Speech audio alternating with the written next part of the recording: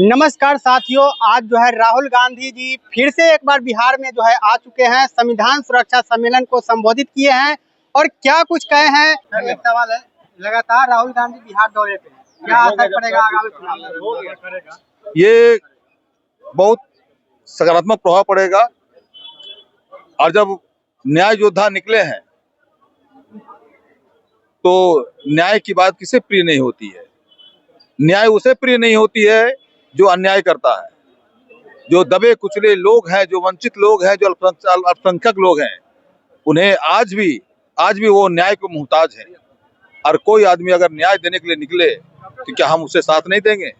हम बेशक उसे साथ देंगे और उन्हें दूर तक पहुंचाएंगे। और 2025 की सरकार जो होगी वो महागठबंधन की सरकार होगी। हम एनडीए को उखाड़ बिगेंगे और 2029 में वो एनडीए को जो है ना केंद्र से भी विदाई कर देंगे। मेरा नाम डॉक्टर केपी सिंह है और मैं नवादा का रहने वाला हूँ। मेरा नाम मंजूबाला पाठक है, मैं चंपारण से हूँ। मेरा नेटिव प्लेस है बड़गो रामनगर। और आज हम राहुल गांधी जी के आने के हमें संदेश मिला तो हम तुरंत पटना के लिए रवाना हुए। जो संविधान के लिए हमारे राहुल गांधी जी प्रयास कर रहे हैं, हम चाहते हैं कि सारी जनता उनके साथ जुट होकर अपनी आवाज़ पार्लियामेंट तक पहुंचाए। और कांग्रेस ने 70 साल राज किया और गरीब जनता के लिए बहुत सोचा है। रोटी कपड़ा मकान सुविधा पढ़ाई लिखाई, तब इतना महंगाई नहीं था। कांग्रेस के समय में सबको भोजन मिलता था, सूखा चावल गीला सब तरह का। तो मैं यही चाहूँगी कि राहुल गांधी जी ये संविधान पास कराएं और हमारी बिहार की जनता जहाँ से मैं हूँ उनका कल्याण हो। विधानसभा चुनाव वगैरह भी लड़ना है। मैं तो निस्वार्थ काम कर ही रही हूँ चंपारण से जी। और घर घर मेरा प्रोग्राम भी अपना मैं एक्टिव रहती हूँ अपने क्षेत्र में।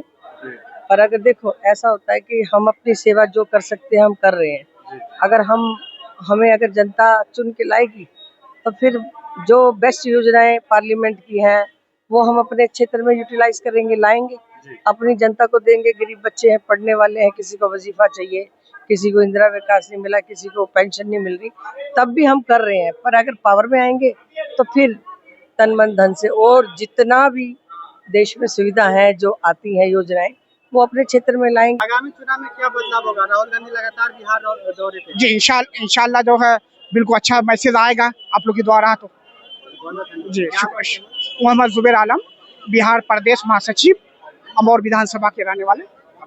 जी अमर तो एक बार चुनाव भी लड़ रहे हैं आप? जी इंशाल्लाह अगर आप लोग लड़वाइएगा तो इंशाल्लाह जरूर लड़ेंगे। आला कमान अगर टिकट देंगे तो। जब से ये भाजपा की सरकार आई है 2014 से,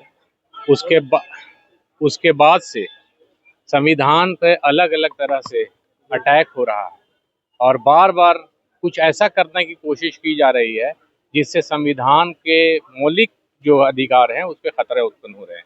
जैसे अभी हाल ही का वक्फ का मामला है, आर्टिकल 14-15, आर्टिकल 25-26 का खुला उल्लंघन है। लेकिन सरकार अभी दंभ में है कि उसके पास मेजोरिटी है, तो मेजोरिटी के इस पे वो जो चाह रही है कर रही है। लेकिन लोकतंत्र में मेजोरिटी ही सब कुछ नहीं होती है।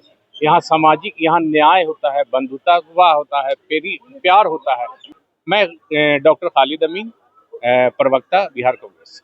राहुल जी, जब तक से यह देश में सरकार बनी हुई है भारतीय जनता पार्टी की, तब तक से राहुल गांधी जी लगातार पूरे देश में पश्चिम से लेकर पूर्व और पूर्व से लेकर उत्तर यह लगातार युवाओं के विषय में, बेरोजगार के विषय में, किसान के विषय में, न्याय के विषय में, पिछड़ा के विषय में, सभी लोगों के विषय में यह बताते चल रहे हैं कि आप धोखे में न रहें। तो आज उसी के संबंध में फिर आएंगे।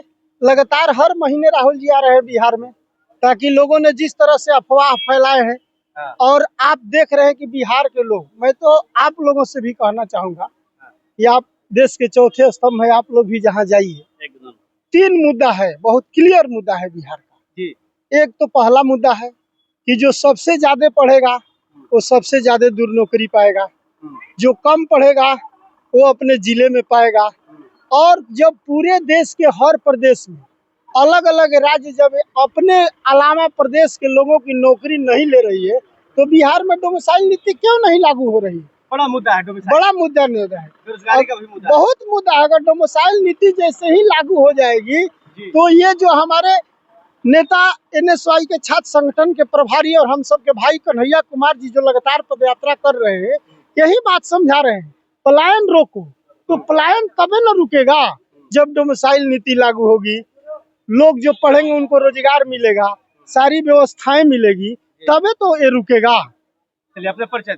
डॉक्टर सत्येंद्र कुमार ओझा, बिहार प्रदेश कांग्रेस कमेटी सदस्य, बक्सर विधानसभा। राहुल जी संदेश दिए कि बिहार के तमाम अति पिछड़ा दलित आदिवासी एकजुट होकर के सामाजिक न्याय को लड़ना है और बिहार से सामंती ताकत को उखाड़ के फेंक देना है। राहुल गांधी जी संदेश से दिए कि हम लोग एक होकर के संविधान की रक्षा करेंगे, 2025 में पूर्ण बहुमत की सरकार बनाएंगे, इंडिया गठबंधन के तहत हम लोग मिल करके सरकार बनाएंगे। कहाँ से आए हैं आप?